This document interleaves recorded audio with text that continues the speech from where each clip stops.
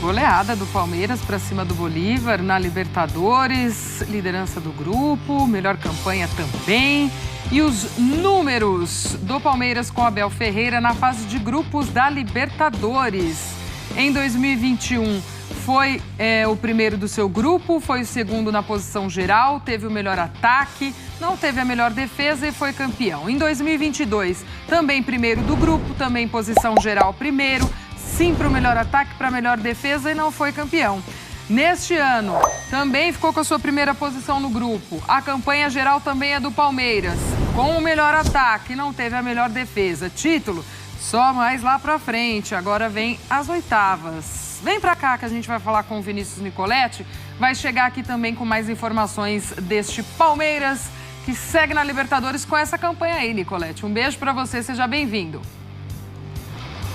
É isso, Glaucio. Beijo pra você também. Abraço pro Calçade, Renato, fã de esportes. Pois é, o Palmeiras se recuperou aí de 2 derrotas consecutivas no Campeonato Brasileiro. Havia aquela dúvida, como é que vai chegar para esse jogo contra o Bolívar? Será que vai continuar com o padrão anterior? E o Palmeiras se recuperou muito bem com goleada 4-0, com algumas mudanças no time. Primeiro, não tinha o Zé Rafael, tá machucado, teve uma contusão, estiramento no joelho direito. Sem o Zé Rafael, ele mexeu um pouquinho no esquema. O Gabriel Menino veio fazer a função de primeiro volante e entrou o Richard Rios. E o Palmeiras foi muito bem, confirmando aí essa primeira colocação do grupo C. E também confirmando a melhor campanha da fase de grupos. Nos últimos 6 anos, esta foi a 5ª vez que o Palmeiras chegou com a melhor campanha, só não conseguiu em 2021, quando ficou em segunda melhor campanha, atrás do Atlético. No jogo, Veiga, 2 assistências, chegou a 11 assistências e 11 gols nesta temporada. O Rony marcou mais um gol, é o vice-artilheiro do Palmeiras nesse ano, com 10 gols. E destaque para o Arthur, 2 gols, chegou a 9 em 19 jogos nesse ano de 2023. Ele chegou no segundo trimestre, né? Como falou o Caixinha aí, disputou os primeiros jogos do Campeonato Paulista pelo Bragantino e já é o 3º artilheiro do Palmeiras nesta temporada. Detalhe, dos 9 gols, 5 de cabeça e ele tem menos de 1,70 m. O técnico Abel Ferreira falou sobre essa situação. O que ele falou para os jogadores depois de 2 derrotas consecutivas para o time não ficar apreensivo nesse jogo contra o Bolívar e fazer o resultado. Vamos acompanhar então o que falou Abel Ferreira. Eu fiz uma reunião com eles, pedi-lhes eficácia, calma e confiança, porque o processo está lá. Só lhes pedi e dei-lhes um dia de folga para isso, para fazer um favor, ficar em casa, desfrutar das famílias e não ler mídia, não ler. E portanto o que eu lhes disse foi: tapem os olhos, os ouvidos, os olhos e a boca e vamos fazer aquilo que nós somos bons, que é treinar bem e preparar-nos. Isso nós somos bons. É isso que eu mais gosto desta equipa, é o caráter, é os homens que eu tenho à minha frente, são os mesmos que perderam há 2 dias e que infelizmente não fomos tão eficazes, e se hoje fôssemos eficazes, em vez de 4, podiam ter sido 8. Infelizmente só conseguimos fazer 4, mas é isto, é um orgulho muito grande ser treinador destes jogadores e uma equipa, as grandes equipas, as equipas de caráter, as equipas que lutam por títulos, é isto que fazem. Têm sempre uma reação e nunca desistem. E este é o nosso Palmeiras. E agradecer também aos nossos torcedores que vieram, que nos apoiaram. E esta magnífica e mágica noite, muito bem jogada, com nota artística, como dizia um treinador português que esteve aqui há uns anos atrás. Tá, então, Glaucio, um detalhe, né? O Abel Ferreira também disse que nessa vitória do Palmeiras ele teve 0 participação, 100% dos jogadores que encontraram o caminho para essa goleada contra o Bolívar, porque o Bolívar estava marcando individualmente.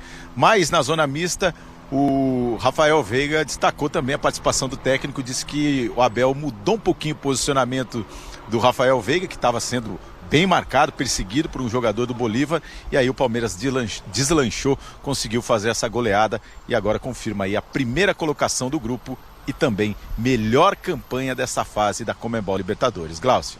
Boa, Nicoletti, fica aí com a gente que nós já vamos falar também da sequência do Palmeiras em Campeonato Brasileiro.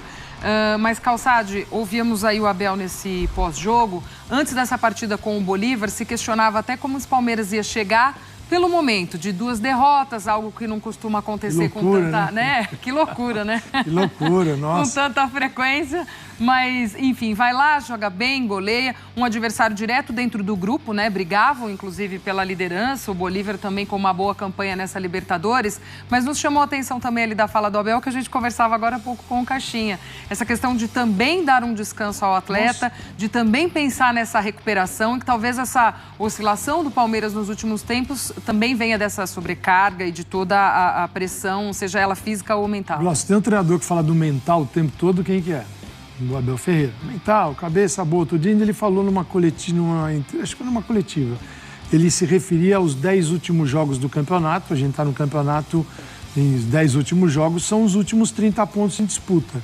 E ele dizia que o Brasileirão, aquele time que for mentalmente mais preparado e forte nesse período, é claro, para equipes que estão disputando o título, né? Não estou falando para quem está no meio de tabela. Essa é a equipe que vai ganhar o Brasileiro. Então, para você estar mentalmente bem, você ter saúde, você precisa descansar um pouco também. E dentro da ciência do treinamento, recuperar é tão importante quanto treinar. Não é, às vezes a gente olha o treino aqui no Brasil como uma punição. Não, perdeu, vai treinar. Quer dizer, você pune com o treino. Tem alguma coisa errada. Se o treino é uma forma de punir, tem alguma coisa muito esquisita no clube de futebol. Então é necessário para o rendimento. O Abel, todos eles dominam isso pela escola de onde eles vêm, escola de quem realmente foi estudar futebol, então eles sabem controlar a carga, porque é importante. Um treinador pode arrebentar uma equipe. E aos olhos de quem não conhece, ainda ser visto como um cara fenomenal. O cara treina, hein? Ele treinou 4 horas, Glaucio. O time vai andar no dia seguinte. O treinamento tem que ser intenso e curto, que nem o jogo de futebol. O jogo de futebol tem 45, altíssima intensidade. Você precisa treinar como joga e jogar como treina. Fora disso, todos os conceitos são furados. Se aquele treino, você já viu muito cobrindo treino, sabe aquele treinamento que passa assim 3 horas e se anda no campo? Anda. Aí eu pergunto, em que momento do jogo você anda e descansa? Não anda e nem descansa. Nem descansa. Então, isso ele domina muito bem. E o Palmeiras, ele falou isso de jogadores que conseguiram observar o que está acontecendo e encontrar soluções. Isso é resultado de uma equipe muito afinada. O Palmeiras tem 3 momentos de crise com o Abel Ferreira. 3 derrotas de 2021, de novembro. 2 esse ano, uma na final do Paulista contra o Água Santa, que o Palmeiras ganhou a final, depois foi campeão. E no jogo seguinte foi jogar com as reservas contra o Bolívar, perdeu também. 2 jogos. E agora Bahia e Botafogo. Então, de novembro de 2020 até aqui, você enxerga jogos e é um período muito curto. Muito curto. Ao contrário dos outros clubes, que você às vezes tem períodos muito longos.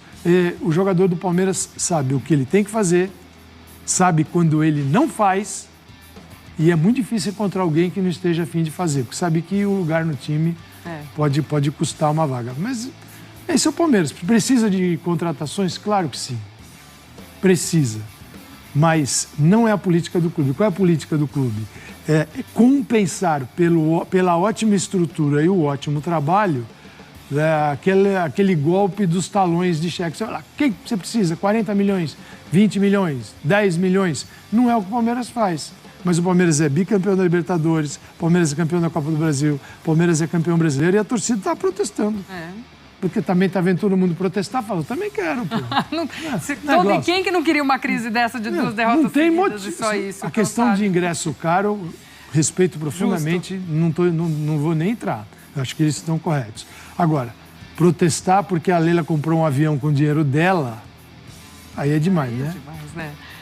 No fim de semana, o Palmeiras vai até o Paraná enfrentar o Atlético Paranaense. Este é o calendário do Palmeiras neste Brasileirão. Temos números, das 2 equipes para a gente acionar o nível também, para falar um pouquinho da preparação para essa partida, O Atlético é o 9º colocado no Brasileirão, tem 19 pontos, são 6 vitórias, um empate e 5 derrotas, um aproveitamento de 52,8%, 16 gols marcados para 15 sofridos. A campanha do Palmeiras, 4º colocado com 22 pontos, 6 vitórias, 4 empates e 2 derrotas, o aproveitamento de pouco mais de 61%, 22 gols marcados para 10 gols sofridos.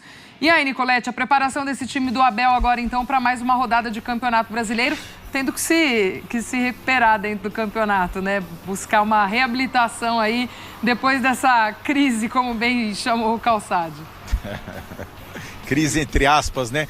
Primeiro falar um pouquinho dos reforços aí. O Palmeiras segue em busca de um jogador assim para o meio campo. A presidente já falou, a Leila Pereira, desse volante, né? Porque sem o Zé Rafael ficou evidente que o Palmeiras precisa desse jogador. O Gabriel Menino atua improvisado, o Fabinho era uma opção, mas ele também está treinando de segundo volante, saindo mais para o jogo.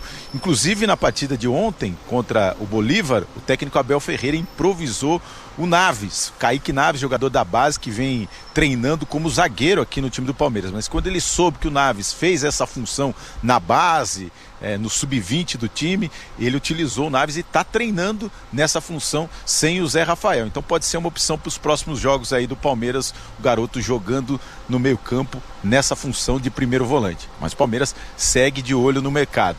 E o Bruno Tabata, que ontem nem ficou no banco de reservas, não foi relacionado para a partida, pode aí, o Palmeiras já considera negociar esse jogador nessa janela de transferência. Sobre o time, o técnico Abel Ferreira ainda não definiu se vai poupar algum jogador, né? Por conta desse desgaste físico, tempo de recuperação. São apenas 2 dias, né? O jogo foi ontem, hoje tem a recuperação, treinamento só no sábado, também não pode forçar muito no sábado, e o jogo já no domingo lá na Arena da Baixada. Então ele ainda não definiu, vai estudar caso a caso, mas tem a boa notícia da volta do Marcos Rocha, já está voltando a treinar, pode reaparecer na lateral direita. O Murilo, que também vem ficando no banco de reservas, está recuperado, de repente volta no time, exceto que o Arthur estará lá mesmo, deixando o jogo contra o Bolívar com cãibras, porque ele não joga a Copa do Brasil na quarta-feira que vem contra o São Paulo, então fica à disposição para esse jogo contra o Atlético Paranaense. O Palmeiras tem um desfalque importante. Quem?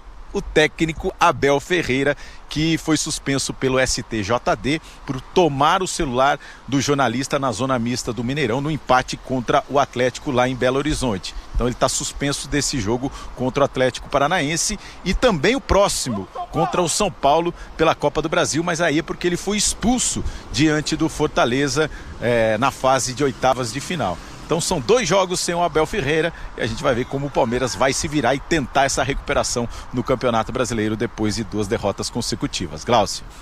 Valeu, Nicolete. Muito obrigada pelas informações. Beijo para você. Ótima sequência de trabalho por aí. O Abel fala muito do mental, mas ele Os jogadores. Mas ele esquece. 2 jogos de desfalque, tá? Ó, coloca na tela pra gente os potes da Libertadores. Fim desta fase de grupo. E aí a gente tem pote 1 e pote 2 pra gente dar uma olhada, pra gente comentar como ficaram e como podem acontecer esses confrontos. Na semana que vem a gente tem o sorteio, Calçade e Renato. Estão aí divididos os times classificados em primeiro e em segundo nos seus respectivos grupos.